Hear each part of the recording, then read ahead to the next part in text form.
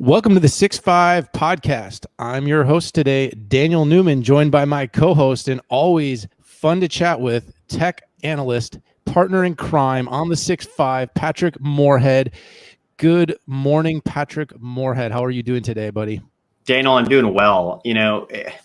I pull the string behind my back when anybody asks me that, but I'm going to do it again, which is I really can't complain. I have it so much better off than other folks, my friends and family. They're safe. They're healthy so far. I really have nothing to complain about. A little bit stir crazy, but it has been nice staying home. I've never slept better or exercised more in the last decade. Yeah, the cabin fever is real. I'm not going to lie about that. But the actual opportunity for us, because we're safe, because right now we're all healthy, to stay home, spend time with my kiddos. I realize I've had more time at home in the last 30 days than I would have had in a year. It's about a year's worth of time at home in a month. Oh, wow. And that's really nice. I mean, we were doing 47 weeks. We had 27 events canceled.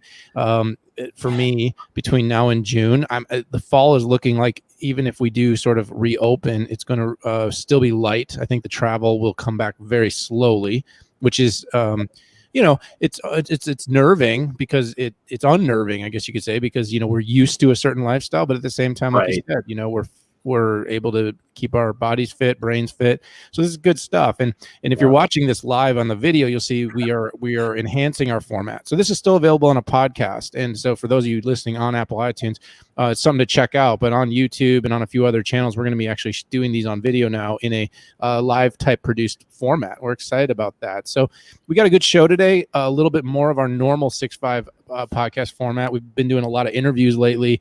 We've done a number of kind of special shows during the COVID-19 crisis because we just didn't feel it was news appropriate to be, talking about. But as just yesterday, President Trump, love him or hate him, did announce some efforts to start opening up certain parts of our economy, which is positive. And I think as that starts to happen, Pat, we need to start discussing what's going on in tech again, right? Exactly. And I think it's all about timing. I think you and I both agree that there were certain stages that companies should be speaking and what they should be talking about. And after the health and safety, it moves into keeping the world from going into a recession or a depression. And in a way, we've got to get this show moving. So let's get the show moving, Daniel. Get the show on the road. So everyone out there, just a reminder, the 6-5 podcast, it is deep analysis. We talk about things that happen in the news, but we don't talk about the news. We analyze what's going on in big tech. And for everyone else out there, we do have to do our little reminder. This show is for information and entertainment purposes only. So while we will be discussing publicly traded companies, we may even discuss things like earnings and performance of these companies. We are not soliciting or providing investment advice. Don't do what we say, but enjoy and have fun with us here on the show. So let's kick it off, Pat. Right. Big week. Yeah, it was a big week. And in the theme of we must move forward, we've seen big tech, specifically the big OEMs, the ones that provide most of the equipment that goes in the data center, that resides at the edge, and in some cases even that puts the computers and keyboards in at our fingertips and devices. We've heard a lot. HPE, Cisco, and Dell, just to name a few for sure, have made massive commitments to support companies that are going to invest in digital transformation in the wake of COVID-19. What are your thoughts on that? Yeah, so I really applaud HPE, Dell, and Cisco to making big commitments, financing commitments to move businesses forward. And the timing was amazing because all three companies did it the same week, almost like they were working together, which obviously they weren't. For the sake of this show, I don't think the compare contrast between the three programs is important. You could read that in our articles and make them up for and look them up for yourself. I think the bigger picture here is that businesses are having issues. And so what these companies did, Cisco made a $2.5 billion commitment. HPE made a $2 billion commitment. And Dell really made a channel commitment. And what they're doing is reinforcing that, hey, we had 8.5 billion under financing in 2019, and we're adding certain elements to that to help our customers out. And a lot of these had no payment or limited payment for the first 90 days. HPE had 1% each month. Dell really focused on the channel, which is one-time cash payout, 50% of current partner MDF funds. They extended, like an airline, they extended unspent earned MDF and BDF scheduled between March and July of July 24th, 2020. But as I dived in or dove in, the plans had some similarities. I absolutely appreciated that HP and Cisco put a dollar amount on it, because it just makes it easier for folks like us. But I also appreciated when I talked to Dell Technologies, how they said, hey, you know what? It's not actually this easy. Let me give you some of these details. And essentially what this is doing is keeping their partners and customers in business, which I think is a good thing, not only for the companies, but also for the world as a whole. And it is interesting. I'll make one interesting thing is I didn't see this from Azure, AWS, GCP. We did see from the work at home collab folks, freebies all over the place, but I'm surprised that I haven't seen the public cloud folks dive into this. Yeah, it has been interesting to watch that, because that was something I was suspicious of as companies started to run into hardships, that the public cloud companies might step up and offer deferred, especially because the margins are extraordinary compared to like an OEM like a Dell or HPE or Cisco, where their equipment has a lot more cost. But I think from a balance sheet standpoint, the assets can also be put on a books a little bit differently. So there's a little bit of a financial equation there, because there's an asset to use as a lever for these companies. So if they put in the financing gets paid, it doesn't get paid, they have that. It's like repossessing a car, a server. Right. So it's a little bit different. But a couple of things I really want to just point out on this is, one is I was impressed by the phased responses of these companies. Almost all of them had a phased response of what the company offered during the time when it wasn't time to sell. Whether it was Aruba doing the massive investment in the wireless infrastructure to help set up pop-up hospitals that we talked about. That was like a $50 million investment. Cisco was one of the first that came out with that $225 million support to COVID. And it was primarily through free services, but also cash. And now they're kind of saying, okay, as we get restarted, this is the next phase. The next phase is companies are going to need to make investments in transformation. We are going to enable that, and we are going to support that investment and use our strong balance sheet, our strong positions, to be able to help defer some of that cash inflow from smaller companies and businesses and get them started. It's good stuff, Pat. It's good analysis. Let's jump to the next topic. This one will be a little bit faster and harder hit, but Nvidia. So Nvidia has been doing a lot of things during this as well, and especially making big commitments of its GPU horsepower to supercomputing, which we've heard a lot about. And Nvidia has also been quite a popular tool with its new GeForce Now for gamers that have been stuck at home for the last couple of months. Right. But there's a side of Nvidia's business that doesn't get talked about quite as much as the others, and that's the enterprise side. And on the enterprise side, the company has really become the standard in many cases when it comes to training, and it's growing its prowess in inference. And one of the things that it had out there for quite some time has been the acquisition of Mellanox. Yeah. And as we know, with these big acquisitions, we've seen it with we see it countless times with almost every major global acquisition. They can get held up by different governing bodies. Well, Nvidia had been waiting for an approval from China. to move forward. And right now is an interesting time to be trying to get the support of China. We're in a very interesting predicament in the world, but the country went forward and gave its governing body on mergers and acquisitions, gave Nvidia the green light to acquire Mellanox. And Mellanox, it's a GPU designer. They're a significant. I think the price was about 6.9 billion, but I think the bigger thing here is it's going to expand Nvidia's prowess. It expanded the prowess even further into offering data center GPUs. That's going to make the company even harder to catch, which is going to be the challenge, especially for the big chip companies like AMD and Intel, who are both kind of, I would say, chasing overall Nvidia in this space and trying to become more relevant. But Nvidia, between their software, their frameworks, their hardware, Pat, they continue to show leadership, and this investment's just one more thing. And getting this to go forward, I think, is a big feather in Nvidia's cap, and it's going to make them stronger coming out of this COVID-19 and pandemic as we get the economy going again.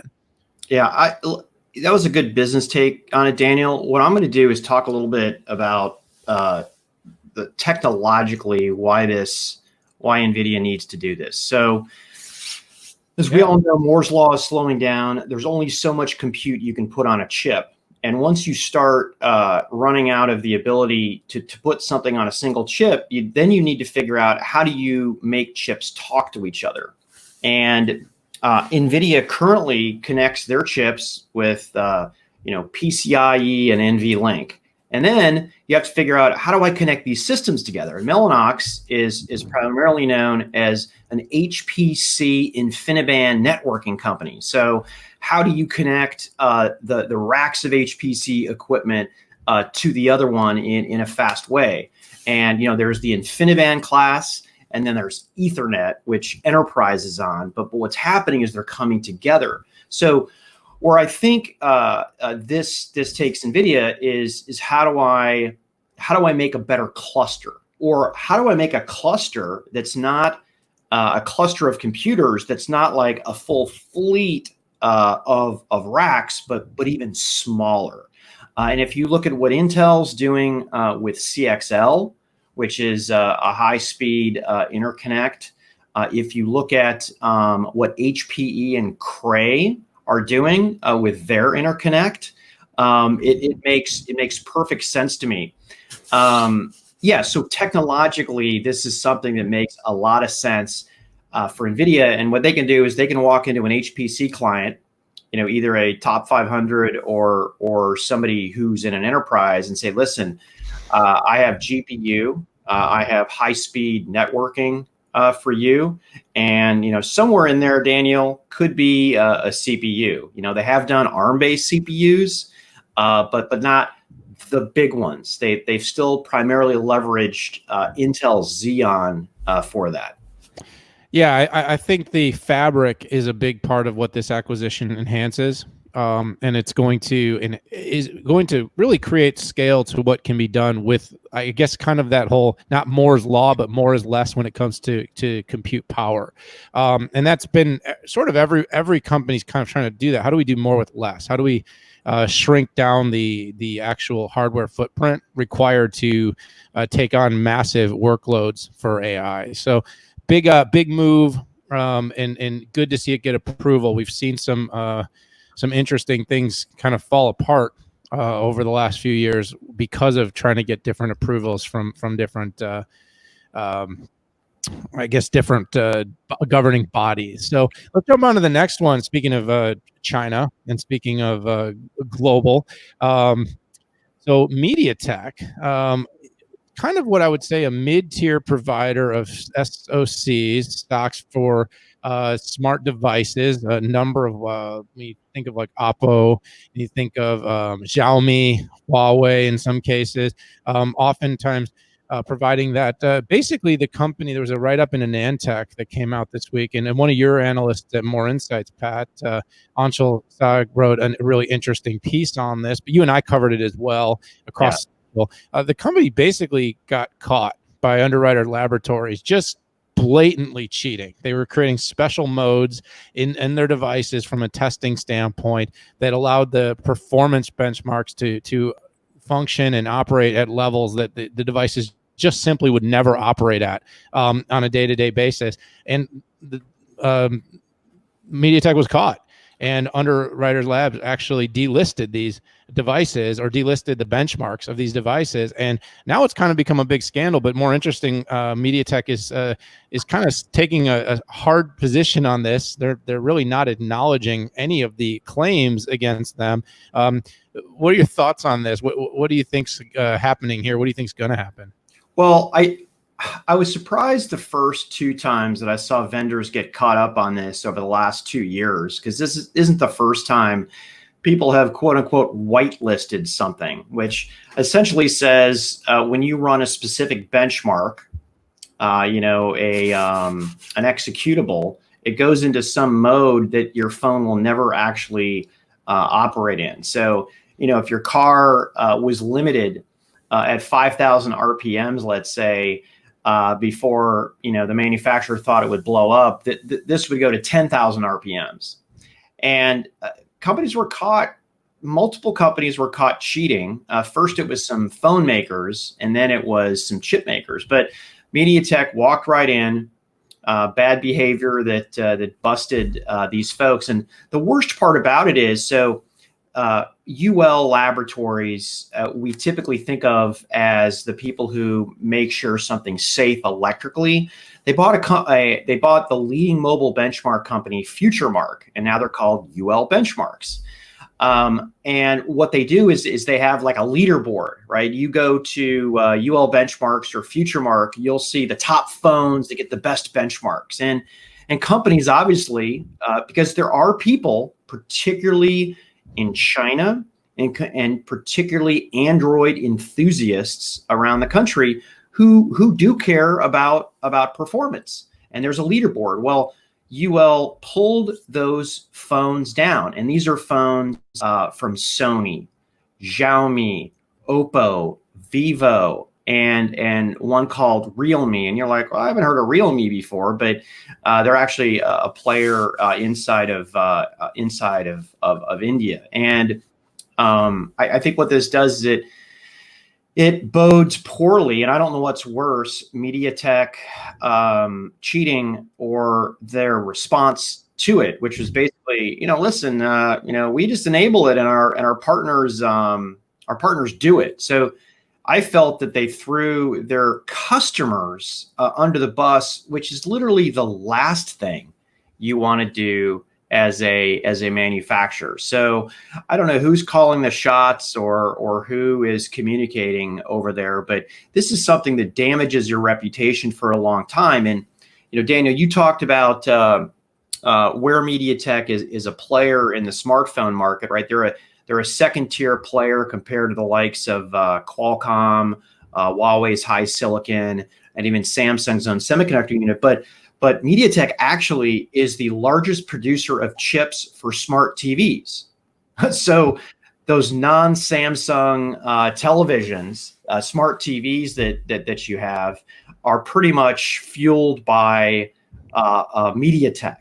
And I'll bet you MediaTek's TV customers are wondering, those tests that I did on performance, I wonder if they're actually the best chip for TVs. But anyways, it's a big deal in the chip market. Qualcomm's response was very clear. We don't do this. We're delivering true performance, which they kept it short and sweet. Congrats to Qualcomm. I'm thinking they'll get some more mid-range business from these players listed up here, because all these players, Xiaomi, Oppo, Vivo, Sony, and Realme, are all Qualcomm customers. What they were using MediaTek for their mid-range. Yep.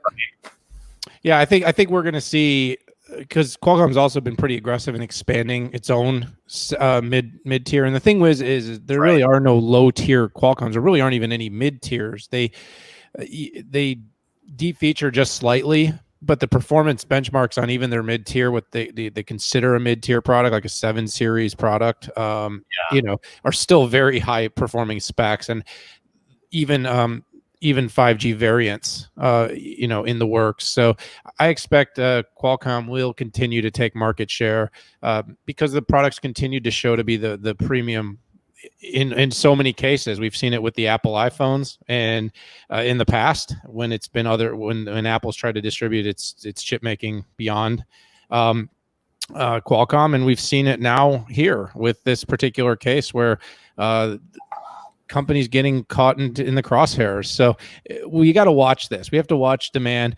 I don't know if end customers will care, if I'm being completely forthright, but I think the partners should care. The people in the channels developing products that need to perform, and as quality matters more and more with the deployment of 5G, it will matter that people's phones and devices are able to perform at the level they expect. So let's move on to the next thing, Pat. Every quarter, Canalys does a PC shipment write up, and the company does a good job of tracking market share. And so one of the things you and I have talked a lot about during this COVID-19 is work from home and the growing demand on PCs. So it was interesting to watch what happened in the first quarter, because there was another side of the story which really came down to supply chain, with China being one of, if not the largest place where chips for PCs are produced. What was going to happen to shipments? Because we clearly have a lot of demand. By the way, second quarter will be really interesting to watch, because that's when the demand really spiked here, was March and into April. But first quarter was down, Pat. It was down 8%. And it's interesting because the analysis that you and I have had has been demand is going to go through the roof with more work from home, with more distributed workforces, and with companies needing more horsepower in every employee's hands. The investments in PCs was going to need to happen. And this was also evident by the fact that it was very difficult to buy a PC once we got shut down. And so it's kind of an interesting thing. So the numbers came in down 8%. And I basically attribute it to two things. I attribute it to, one, we have to realize that between January and March, China had at least a 50% of that period where it was operating at less than full capacity in its supply chain. Certain factories were almost shut down entirely. As you and I found out, if there was a single case of COVID in the factory could have to shut down for as many as, I believe it was 30 days entirely. Right. So that was a very interesting potential hamper. The other thing, though, Pat, is that we are in the middle of a process technology turnover that's going on. And we're turning over from 14 nanometer to 10 nanometer, which for most consumers, that is irrelevant. But from a fab standpoint and from a build standpoint, this has caused delays in availability of PC chips now. And it's been going on. This isn't just happening this year, but this has been carrying over into this year, where Intel has done a tremendous job on data center chips and being able to support an increasing demand there. And that's where the company's had a lot of success. The PC chips have not necessarily caught up.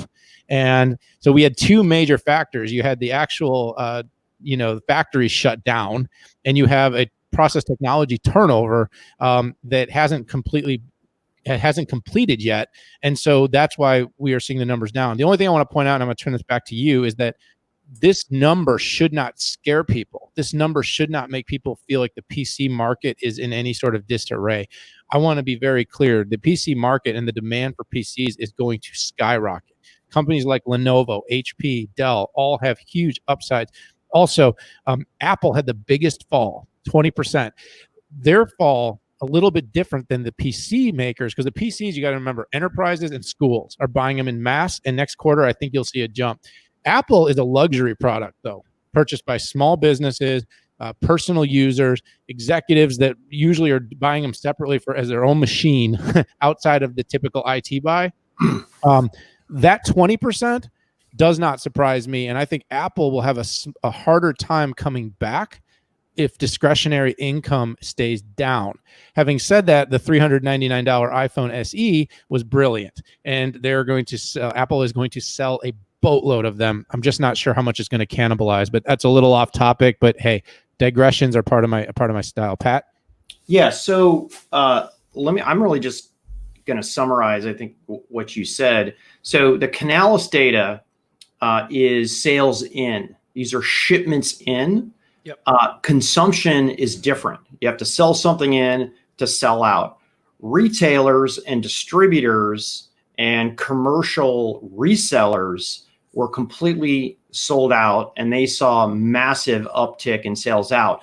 It got so bad that companies were buying used equipment from brokers that sometimes you'll see show up on Amazon.com when you're searching for a PC.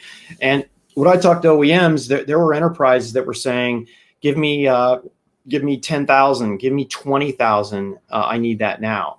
The Apple thing, yeah, consumer discretionary income is directly related to Apple's success. Sure, there are some startups who like to use Apple equipment. There are some executives. There are what I call the market of companies who hate Microsoft, who have standardized on Apple, like IBM and Cisco. And you know, their entire corporations, they can use a Mac. So yeah, I think in Q2, Q2 is just going to be absolutely gangbusters now that China's back online. Yeah, I think that's a good add to the analysis and good clarification on how it's measured, because I think people would say, well, if they're flying off the shelf at breakneck pace, why would it be down? Well, again, availability was down. They weren't shipped in. The stores didn't have enough product. So there was that's where all this pent up demand is coming from. And that's why we're going to see a big jump in the next quarter. Pat, there's some interesting news, and you've been tracking on IBM Z15, updating some of its security capabilities. I'll let you take this one. Yeah. So first off, IBM Z mainframe, most credit card transactions and retail transactions are all done on an IBM Z mainframe. Mainframes are still very relevant, particularly when it comes to transaction processing and also security, because mainframes typically are in the most highly regulated industries out there. And security is important. What's become increasingly important as well is privacy. In fact, from July of last year until now, privacy fines were bigger than the losses from cybersecurity intrusions. When you have the EU, you now have California, you're going to have New York jump on the bandwagon here. And what was interesting is what you had on the security point was a new feature called Secure Execution for Linux. And I'm not going to go into the tech details. You can read my Forbes column if you want to get some of it. But essentially, it's the ability on virtualized environments, let's say you have an application here, an application here, to eliminate any potential crosstalk between them. And this is for KVM type of virtualization, because, you know, as much as virtualization is secure, if you talk to Oracle, if you talk to even AWS, they all have special modes that you can run applications in. So it eliminates the ability for any of those applications or data to slosh around. So if you add this to the secure passports, if you add this to the 27 other security and privacy features for IBM Z, they literally just keep raising the bar here. Yeah, IBM, hyper protect, some of the strategic moves the company has made with Linux One and the IBM Z mainframe series to enable security features to be in a hybrid environment. Because one of the big keys is a lot of people go, "Oh, mainframe, that's so yesteryear and that's old business." But the thing is for most major industries, especially those that have security and compliance, governance, and regulatory needs, mainframes are still part of the strategy.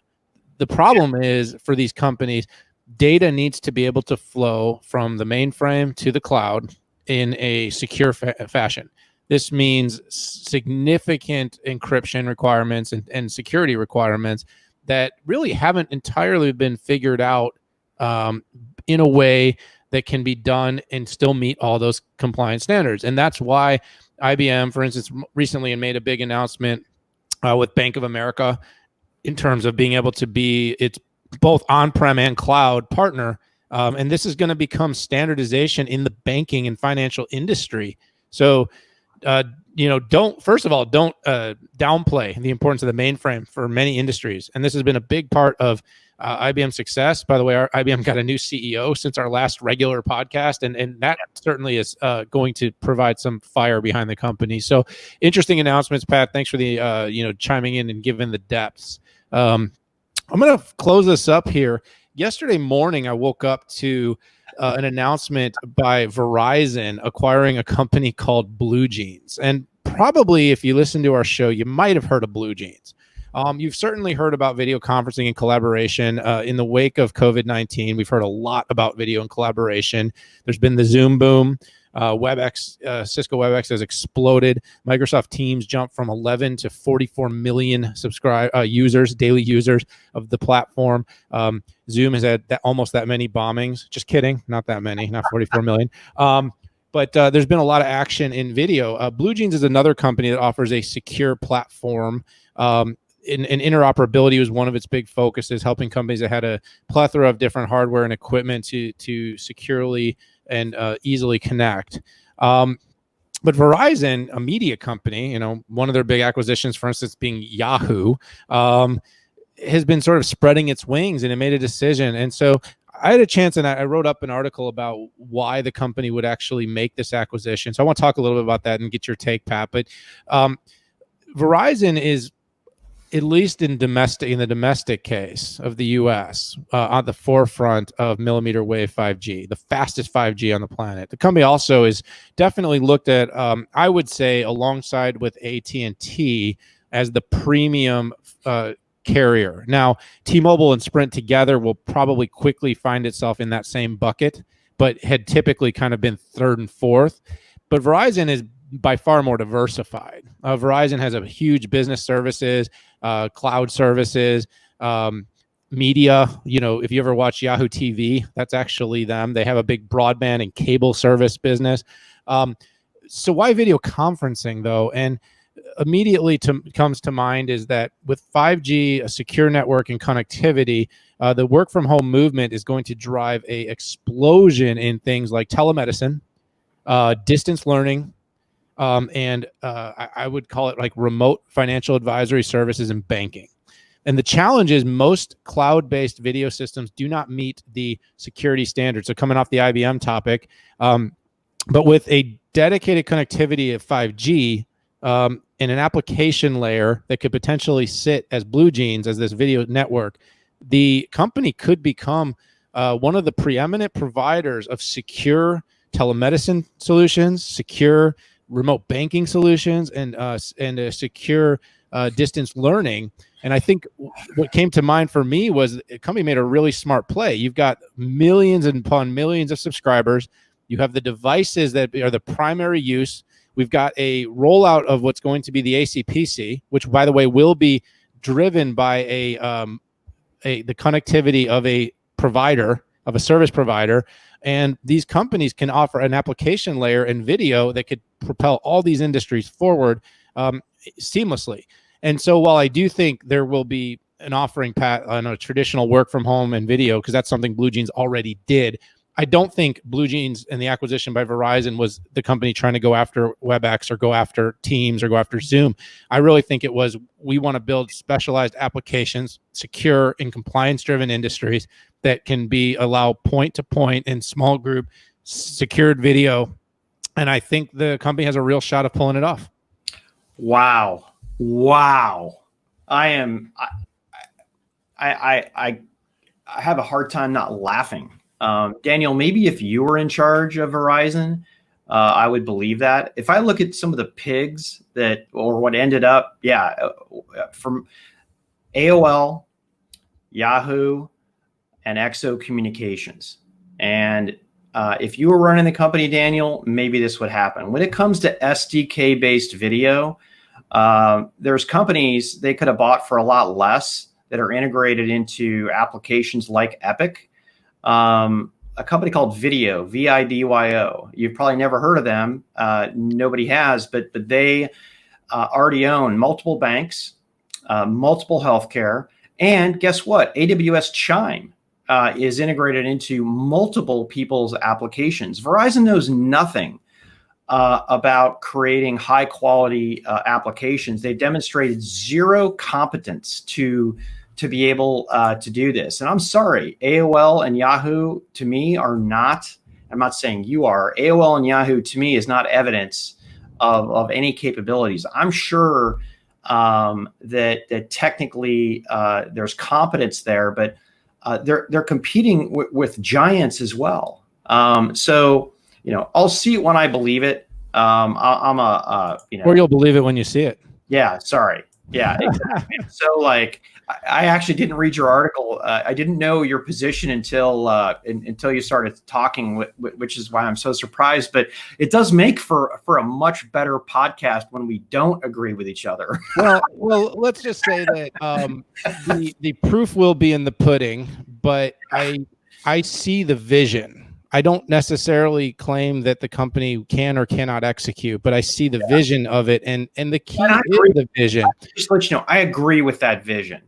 And that's okay. And the point is the executive team competent to deploy a successful strategy? I don't know, but what I do know is it will be one of the 3 leading providers of 5G connectivity on device. Yeah. And so if the belief is that we will launch these kinds of interactions from the device, and you need that secure connectivity, using the 5G network, not a Wi-Fi, not any sort of broadband, but 5G on device, the company could build an app that sits natively in the in the operating system on the devices that it distributes and sells. It's a possibility. Yeah. Will the company pull it off? That's a TBD, Pat. But carriers as a whole, as service providers of things like applications, is sort of an uncharted territory. The only difference with a company like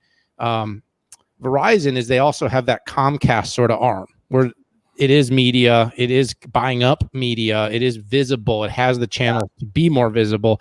But I would say I believe the vision's there, you believe the vision's there. I'm probably more bullish than you on whether it can execute or not, but I'm certainly not saying it's going to displace anything that big collaboration's doing right now, but the vision makes sense. And we'll leave it there on that note. We'll leave it there. We should have started with that one. We should have started more interesting. No, it's okay. I listen. The position makes sense. The company that's trying to execute, maybe it doesn't. And so we'll see. Give it a year, give it 2 years. We'll see where the companies land. But for this episode of the 6-5, Pat, we've gone a little long, but it's been entertaining and it's been fun to do this on video. For those of you out there watching this, thanks for watching the 6-5 live television. For those of you listening to the podcast, hit that subscribe button. Stay with us. We appreciate you. We hope the shows will be getting button. Yeah, press the dang button. And we hope you're getting back to normal a little bit, at least every day, a little more normal. Hope everyone's healthy, wealthy, and happy. We appreciate you. Stay with us. For now, we're out of here. We'll see you later. Bye-bye.